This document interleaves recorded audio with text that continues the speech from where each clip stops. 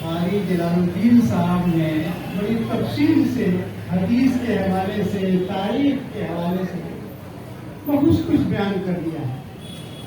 میں اپنے عزیز مولانا لقمان صاحب کو مبارکباد دیتا ہوں کہ اس کورونا کے سال میں بھی ملت کو یہ سرمایہ دیا ہے۔ بڑے بڑے مدارس ہندوستان اور ہندوستان کے باہر سارے مدارس میں خاموشی ہے، لیکن یہاں قرآن کی آواز گونج رہی ہے۔ اس کے لیے میں مبارکباد دیتا ہوں۔ بڑی عظمت کا کام کیا ہے انہوں نے، کوئی خوف کوئی ڈر ان کے روکتا نہیں ہے۔ میں کئی جگہ کہا، یہاں بھی کہا کہ 10 بچوں کو رکھو، اللہ کی رحمت اترے گی۔ اگر یہ مدارس بند ہو گئے یا تعلیم موقوف ہو گئی تو اللہ کی جو نصرت آتی ہے ہماری بدعمالیوں کے باوجود، بڑی بدعمالیاں ہیں، اس کے باوجود اللہ تعالی اس امت کو محفوظ کیا ہوا ہے تمام تر آزمائشوں کے بعد۔ ہماری بدعمالیاں ہیں جس کی تفصیل میں نہیں جاؤں گا، اور آزمائشیں ہیں، صرف قرآن کی برکت میں عرض کروں روئے زمین کے اوپر صرف آپ کا قرآن ہی محفوظ ہے۔ جس طرح اترا تھا اسی طرح محفوظ ہے، ورنہ پوری گویا کہ خدائی کتابیں محرف ہو چکی ہیں، ان میں تبدیلیاں آ چکی ہیں، اور کتنی تبدیلیاں آئی ہیں میں بتا نہیں سکتا۔ صرف قرآن ایک ایسی کتاب ہے جس میں کسی طرح کا ایک لفظ کا فرق نہیں ہے، لیکن ہمارا سلوک کیا ہے قرآن کے ساتھ؟ ہمارا سلوک قرآن کے ساتھ اچھا نہیں ہے۔ ہم تلاوت بھی صحیح طریقے سے نہیں کر پاتے ہیں، یہ چاہے کہ معانی اور مطلب کے ساتھ پڑھیں۔ میں پوچھتا ہوں ہمارے میں سے کتنے لوگ ہیں جو تلاوت کی پابندی کرتے ہیں، اور کتنے لوگ ہیں جو معانی کے ساتھ اور مطلب کے ساتھ پڑھتے ہیں؟ آپ اندازہ کریں، جب اتنی بڑی نعمت آپ کے پاس آئی ہے اور آپ نے نعمت کی قدر نہیں کی ہے تو اللہ کا عذاب تو آنا ہی ہے۔ کوئی روک ابھی ہمارے دوست جلال الدین صاحب کہہ رہے تھے کہ میرا تعلق مہندیان سے تھا۔ وہاں مہندیان میں چند بزرگ آسودہ راحت ہیں، اس میں شاہ ولی اللہ محدث ہے، شاہ عبدالعزیز محدث ہے، شاہ رفیع الدین صاحب، شاہ عبدالقادر اور شاہ عبدالغنی محدث ہے۔ یہ سب محدثین ہے۔ شاہ ولی اللہ نے قرآن کریم کا ترجمہ کیا ہے فتح الرحمان فارسی میں۔ شاہ صاحب نے فتح الرحمان کے مقدمے میں لکھا، یہ شاہ ولی اللہ کا دور عالمگیر اورنگزیب کا دور کے قریب۔ شاہ عبدالرحیم ان کے والد تھے، اور کیسے والد تھے آپ کو میں ایک واقعہ سنا دینا چاہتا ہوں۔ شاہ عبدالرحیم یعنی شاہ ولی اللہ کے والد، یہ ایک بہت بڑا مشہور فتاوی ہے، فتاوی عالمگیری، نام سنا ہوگا۔ جتنے دارالعلوم کے، مظاہر کے یا ندوے کے جتنے مفتیان ہیں، فتاوی عالمگیری کو نظر انداز کر کے کوئی فتویٰ نہیں دے سکتا۔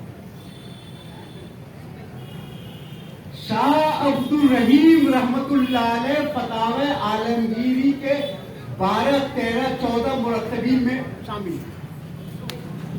اور کیسے متقی لوگ ہیں اب اندازہ کیجیے. 12-13 لوگوں میں عالمگیر اورنگزیب نے ایک موقع پر خط لکھا ہے شاہ صاحب کو کہ کیا بات ہے کہ ہمارے دربار میں سارے علماء، سارے مشائخ، سارے صوفیاء آتے ہیں، لیکن آپ نہیں. شاہ عبدالرحیم رحمہ اللہ نے اسی خط کے پلٹ کر ایک جملہ لکھ دیا. کیسا جملہ لکھا ہے آپ سن لیں اور عبرت حاصل کریں. بادشاہ وقت، اور ایسا بادشاہ نہیں تھا کہ خطے کا مالک ہے، بڑا لمبا، یعنی گویا کہ مہان بھارت کا تصور اس شخص نے سارے رجواڑوں کو ختم کیا. میں اس کی تفصیل شاہ عبدالرحیم صاحب اسی خط کے پشت پر خط لکھا. شاہ عبدالرحیم صاحب نے لکھا کہ مشائخ چشت کے ملفوظات میں ہے کہ جو فقیر اپنا نام بادشاہ کے رجسٹر میں درج کرا دیتا ہے اس کا نام اللہ کے رجسٹر سے خارج کر دیا جاتا ہے. اور پھر شاہ صاحب نے کہا کہ اللہ تعالی نے پوری دنیا کو متاع قلیل کہا ہے، پوری دنیا کو، اور آپ کو دنیا کے ایک حصے میں سے ایک حصہ ملا ہوا ہے. یہ ہمارے علماء بیٹھے ہیں، شاہ صاحب نے لکھا ہے جزء لا یتجزا، یہ فلسفہ کا لفظ ہے، یعنی ایسا لفظ، ایسا ذرہ جس کو کوئی تجزیہ کرنا چاہے تو تجزیہ، ٹکڑا کرنا چاہے ٹکڑا. میں اپنا اس سطح کے لوگ تھے. شاہ ولی اللہ رحمت اللہ علیہ نے لکھا ہے فتوح الرحمان میں کہ ہمارے دور میں یہ حال ہو گیا ہے کہ لوگ حلقہ بنا کر عیسو زلیخا اور منطق الطیر اس طرح کے فارسی اشعار کو گاتے ہیں، سنتے ہیں، مست ہوتے ہیں. شاہ ولی اللہ عبداللہ نے لکھا ہے کہ میں نے ارادہ کر لیا کہ قرآن و کریم کو اس طرح ترجمہ کیا جائے تاکہ ان کا رشتہ قرآن کریم سے ہو جائے اور وہ حلقوں بنا کر قرآن کو سمجھے اور سمجھا. تو شاہ ولی اللہ رحمت اللہ علیہ نے پہلا فتوح الرحمان کے نام سے قرآن کا ترجمہ کیا اور عوام کو قرآن سے جوڑا. حالانکہ ان کو اذیتیں برداشت کرنی پڑی ہیں، اپنے لوگوں کی مخالفتیں برداشت کرنی پڑی ہے، لیکن حضرت شاہ ولی اللہ رحمۃ اللہ علیہ نے قرآن کا فارسی ترجمہ کیا. اور سنیے، ان کے بڑے صاحبزادے شاہ عبدالعزیز محدث دہلوی نے قرآن کا ترجمہ اور تفسیر لکھی ہے فتح الحسین کے نام سے. اور ان کے اور دوسرے بھائی شاہ عبد القادر محدث دہلوی نے قرآن کا ترجمہ کیا ہے موضح قرآن کے نام سے، اور وہ اردو میں پہلا بار محاورہ ترجمہ ہے. اور ان کے ایک اور بھائی تھے شاہ رفیع الدین نے، وہ بھی قرآن کا ترجمہ کیا ہے. ان بزرگوں نے قرآن سے عوام کا رشتہ جوڑ دیا. شاہ صاحب کہتے تھے یہ قلعہ ہے، جب تک اسلامی معاشرہ، صاف ستھرا معاشرہ، دینی مزاج نہیں بنے گا اس وقت تک ہماری حالت بدل نہیں سکتی. جب تک قرآن سے ہمارا رشتہ جڑ نہ جائے اس وقت نہیں. اور قرآن کیسے پڑھا جاتا ہے، میں ایک واقعہ بیان کر کے ختم کر دوں گا. قرآن پڑھنے کے کیا ہے؟ علامہ اقبال کا نام بہت سنے ہوں گے، جانتے بھی ہوں گے. علامہ اقبال قرآن پڑھتے تھے. میں آپ سے کہوں گا یہ بات آخری ہے، ہمارے عزیز کا حکم ہے 15-20 منٹ میں ختم کر دینا ہے. میں آخری بات، لیکن آپ اس کو گرہ بنا کر رکھ لیجیے، اس کو پکڑ لیجیے اور اسی جذبے کے ساتھ پڑھیے جو میں ابھی واقعہ بیان کرنے جا رہا ہوں۔ اگر آپ اسی جذبے کے ساتھ قرآن پڑھنا شروع کریں گے تو انشاءاللہ آپ کے اوپر اللہ کی رحمت نازل ہوگی۔ اور یہ جو بلائیں ہیں، میں ایک بات کہتا ہوں، یہ موجودہ حالات سے بدل مت ہوئی، حالات بدل جائیں گے، حالات بدل جائیں گے، حالات بدل جائیں گے، ایک سا حالات نہیں رہتے ہیں۔ علامہ اقبال قرآن پڑھتے تھے، تلاوت کرتے تھے، معمول تھا۔ علامہ اقبال کی والدہ کہتی تھی کیا پڑھتے ہو، کیا پڑھتے ہو، کیا پڑھتے ہو؟ ایک دن کہا، دوسرے دن کہا، تیسرے دن کہا، یہ کیا پڑھتے ہو، یہ کیا پڑھتے ہو؟ دیکھیے ماں کہہ رہی ہے، پڑھی لکھی ماں نہیں ہے، کوئی بہت تعلیم یافتہ ماں نہیں ہے، حالانکہ ہر گھر میں عورتوں کو تعلیم یافتہ ہونا چاہیے، اس کے بغیر بچوں کی تربیت نہیں ہو سکتی ہے۔ اس لیے قرآن نے عورتوں کو کتنا حق دیا ہے آپ کو اندازہ نہیں ہے کہ مردوں کے لیے کوئی صورت قرآن میں نہیں ہے، کوئی صورت نہیں ہے، اگر ہے تو عورتوں کے لیے سورہ نساء۔ یعنی قرآن نے عورتوں کے ساتھ کتنا سلوک کیا ہے کہ مردوں کے نام پر کوئی صورت نہیں ہے، اگر ہے تو عورتوں کے نام پر۔ اور آج لوگ بول رہے ہیں قرآن نے 1400 سال قبل وہ حق دیا ہے جو آج ہم لوگ ترس رہے ہیں، لیکن حالات بدل جائیں۔ خیر، ماں کہتی تھی کیا پڑھ رہے ہو، کیا پڑھ رہے ہو؟ علامہ اقبال کہتے ہیں کہ جب میں اپنی ماں کے اس جملے سے تھک گیا تو ایک دن میں ماں سے کہا، ماں ہر روز یہی سن رہا ہوں، ہر روز یہی سن رہا ہوں، آخر بات کیا ہے؟ تو ماں نے جو جملہ کہا ہے، میرے بزرگان دین اس جملے کو اپنے گھروں میں بیان کریں اور جب قرآن پڑھے تو پڑھیں۔ ماں نے کہا کہ تم قرآن کو اس طرح پڑھو گویا کہ تمہارے اوپر اتر رہا ہے، ابھی نازل ہو رہا ہے۔ اب اس کا اثر دیکھیے، اس کا اثر دیکھیے۔